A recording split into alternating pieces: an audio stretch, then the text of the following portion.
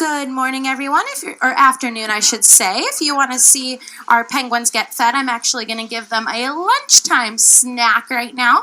And we're also going to be doing some work inside the enclosure. So I'm going to try to get these guys some food before that happens. So if you notice the birds suddenly stop eating, that could be why. They might come up here more.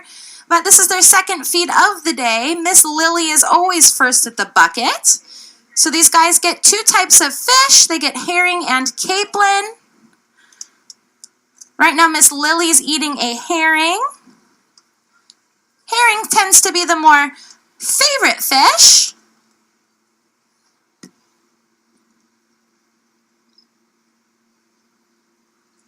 And we do log every single fish that these guys eat. It helps us keep track of their health care. So if somebody went a day or two without eating, that is pretty out of the ordinary. We would let our vet staff know that. And right downstairs, our state-of-the-art vet hospital, our Molina Animal Care Center, takes care of all of our animals, but right now we're kind of in the middle of penguin physicals. So these guys get annual physicals once a year. So far, everybody has been nice and healthy. But anything that we do with our animals while we're open, you can get a chance to see in our Molina Care Center. 2, 3, 4. We have 23 Magellanic penguins. These guys are native to South America, Chile, and Argentina. It's okay. So this is their second of 3 feeds of the day.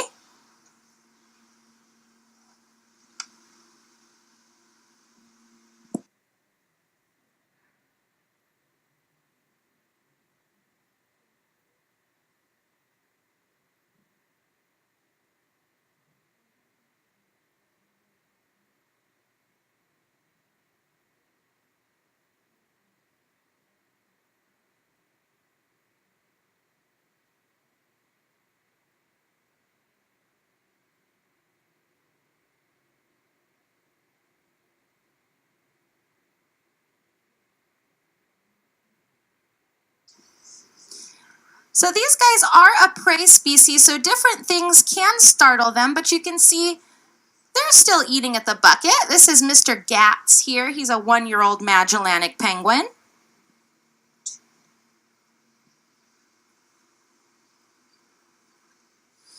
And I will be feeding these guys again around 3:45 if you want to get a chance to see that. This is kind of like a snack feed for them. Everybody's already gotten a chance to eat, but if anybody else wants to get fish, we actually got all of our birds to eat at least 1 fish at the morning feed, which is perfect. These guys get 2 types of fish, herring and capelin. They might be done eating because they have some visitors inside their enclosure, but we'll give them a few more minutes just to make sure.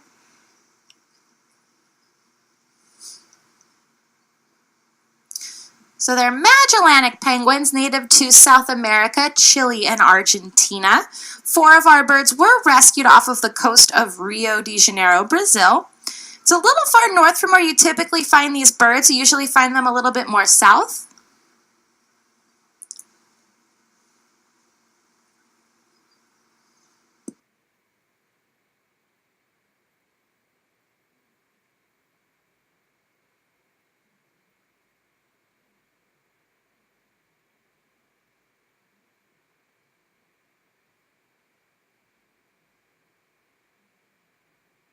So those 4 birds that were rescued from Rio de Janeiro, Brazil, are Robbie, Roxy, Kate, and Avery. All of them have had chicks here at the aquarium, but Roxy and Floyd, that's Roxy's mate named Floyd, they've had 7 out of the 13 chicks that have hatched here at the. So they're the most successful pair. These guys are monogamous. They do mate for life. Roxy and Floyd found love here at the Aquarium of the Pacific. But not all of our birds did hatch here at the aquarium or were from Rio de Janeiro, Brazil. Some of our birds were actually from the San Francisco Zoo and other facilities as well.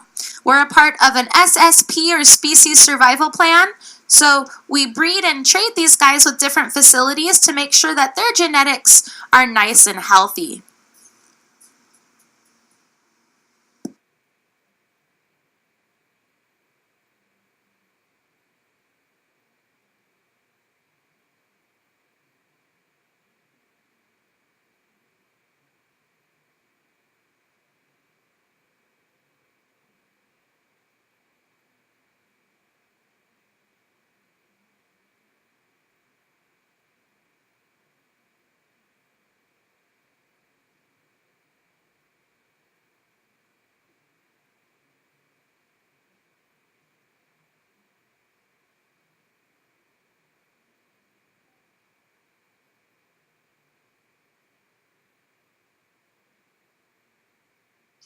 If you're just joining us here at the aquarium, I'm finishing up a penguin feed, but we're doing some construction in our habitat, so the birds are probably going to spend most of their time in the water, which makes an awesome viewing. Oh, right on cue. So this is actually their migration time right now. They're going to spend almost all of their time in the water. Magellanic penguins migrate for about 4 to 5 months out of the year, which is a pretty long time. They forage for fish, squid, krill, mostly small schooling fish off of the coast of South America. They migrate about 90 miles a day, but that whole migratory time can be up to 3,000 miles. So these birds are big migrators. They're members of the banded penguin family, along with the African Humboldt and Galapagos penguin. See, this is Admiral Fancy Pants here, and he ate 1 herring. You can see these guys do swallow their food whole. They do have an adaptation in their mouth that allows them to swallow those fish whole without them swimming back out. But you're probably getting a really good look at these guys under the water right now. Magellanic penguins have about 75 feathers per square inch. So they need to replace those feathers once a year because they do become worn. Now the reason they become worn is because that feather structure itself is what keeps them dry in the water. But once a year they go through a yearly molt. So if you visit us in the late summer, early fall, you will probably see our birds going through that molt. 3 of them have not gone through that molt yet. Those are our chicks that hatched this past late May. Since they only breed once a year, we get a breeding season once a year, a molting season once a year, and the rest of the time it's kind of migration time. These guys aren't spending as much time with us right now. They're spending almost all of their time in the water, although they're just now starting to spend some more time on land. So the end of March, that's usually when they get really into their breeding season and we start giving them nesting material.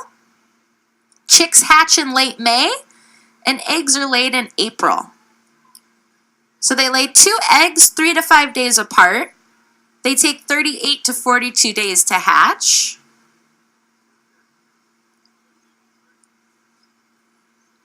And both male and female will take time incubating the eggs and also feeding their young or their chicks. Might be a few days or even a few weeks for these guys to share in between the care of their offspring. Here at the aquarium, it's kind of like a day cycle and a night cycle. So they change sometime in the night and in the day, and they rarely want to give up their chicks to their pair.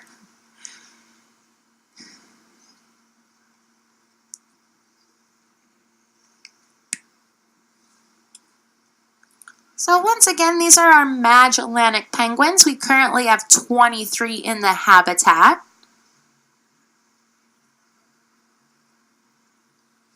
And we're doing a little bit of construction on that viewing window right now. So that's kind of why these guys weren't super hungry, but we did feed 1, 2, 3, 5 out of the 23 birds came up and had a snack. But that's okay, we offer them food 3 times a day. This is kind of like their snack feed, so I usually only get about half of the birds to eat anyhow. They're getting 2 types of fish, restaurant quality herring and capelin. And it's all sustainable seafood, and that means that it doesn't harm the population of the fish nor the environment to give them these fish.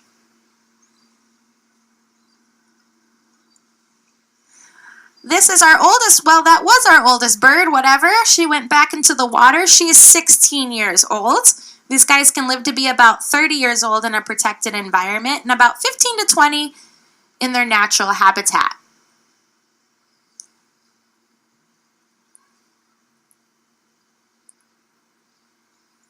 Everybody does have a different personality, but everybody does have two black bands. So one of the ways you can tell our birds apart are by their colored bands that they have. Those bands always correspond to a number, and every bird has a different number. Helps us keep track of them in our record system.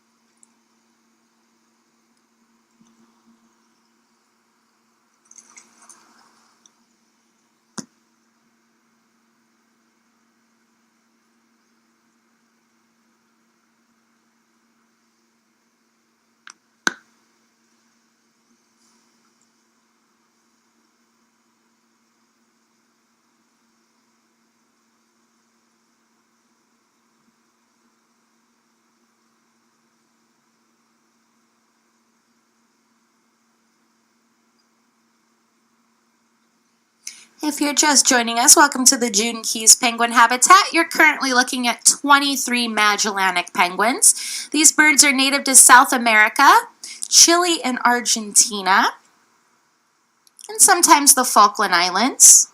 They do share some of the same habitat as the Humboldt penguin. You may have heard of the black-footed or African penguin. Those guys live in South Africa.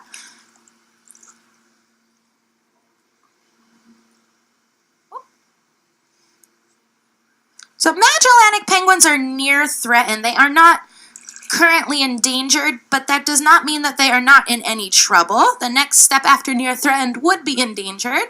It's about 2 million of these birds out there.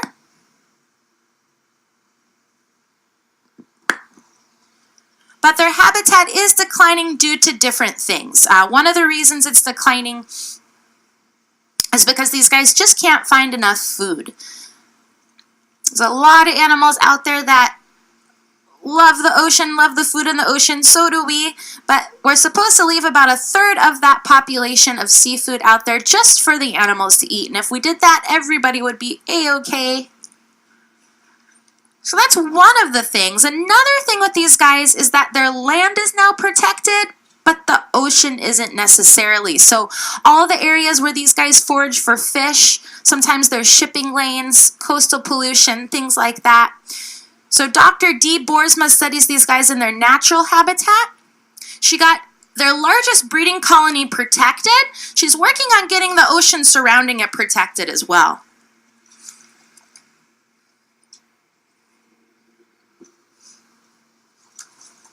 You're okay. And hopefully that will be successful. These guys have had to deal with some issues like domestic dogs and cats by their breeding habitat. They do nest right by the shore. So it's kind of funny because when you first think of penguins, you really only think of penguins that live in ice or snow. But there's really only about 3 ice or snow dependent penguins. The rest of the 18 species are going to often on see snow or maybe not see it at all, like the Magellanics you see right in front of me. They live in more of a temperate habitat. So if you look at our penguin statues, that is actually Chile. And that's based off their natural breeding ground. That is their natural breeding ground. So you can kind of see what their habitat looks like in their natural habitat, kind of comparable to ours.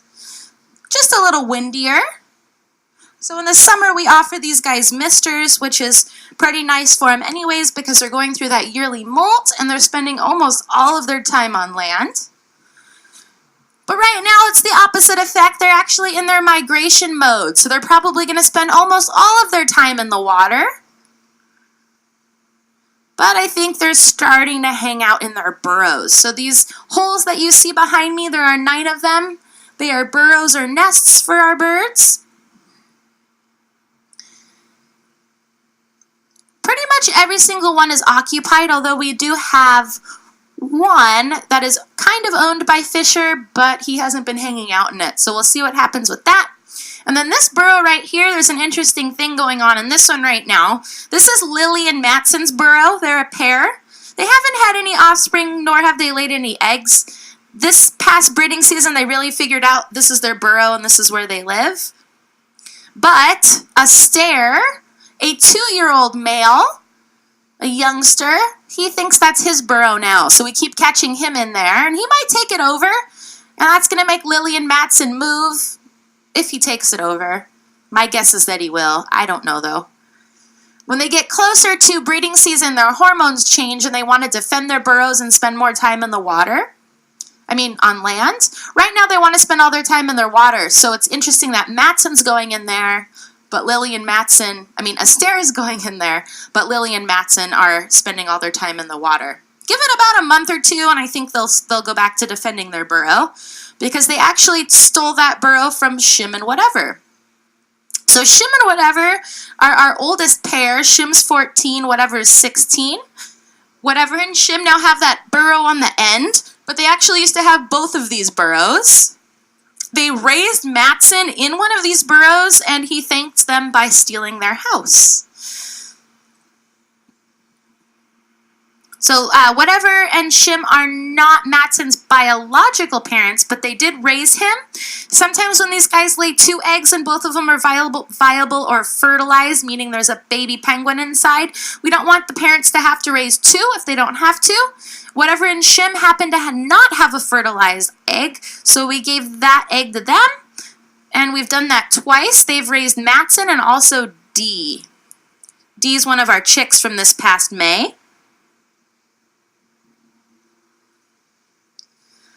So these penguins do have quite a big personality. When you work with them, or even just visit them and watch their behavior, you can really see those behaviors stick right out. That was Roxy that I just gave some fish to.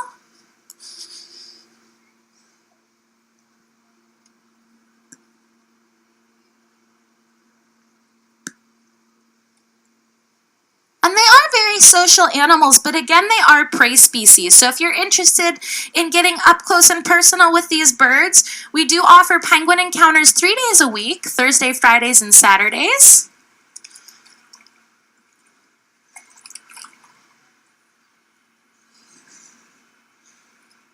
And you get to spend about a half hour outside of the enclosure with one of our birds. Or you can opt for the VIP option where you go inside the enclosure and spend some time outside of it with the birds as well. There are about 4 birds that don't mind hanging out and meeting you. If we're in their habitat, it's a little bit different. You never really know who's going to come up and kind of check out everybody. And these guys, we do desensitize them and spend time with them, but they kind of just hatch out a certain way. Like Astaire, the bird I was talking about a little bit ago, he's a very sweet bird, but he's also becoming sexually mature. So at about 4 to 5, that's when these guys want to pair up and become penguins full-time and not spend as much time with us. That's totally okay, but I think it's almost time for Astaire to do that since he's shopping for burrows.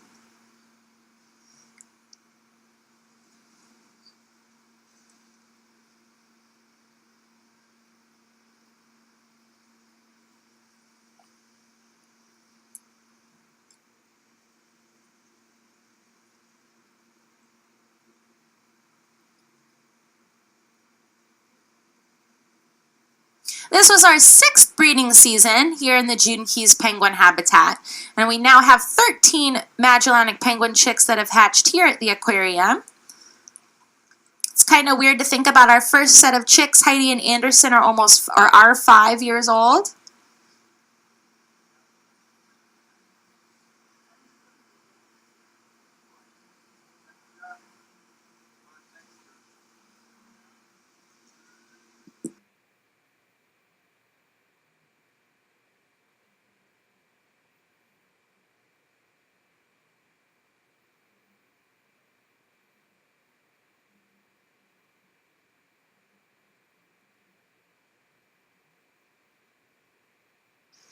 I think these guys are done snacking on fish, so I'm going to put this fish away, but I will come back out and talk to you guys a little bit more about the Magellanic penguins you see in front of you.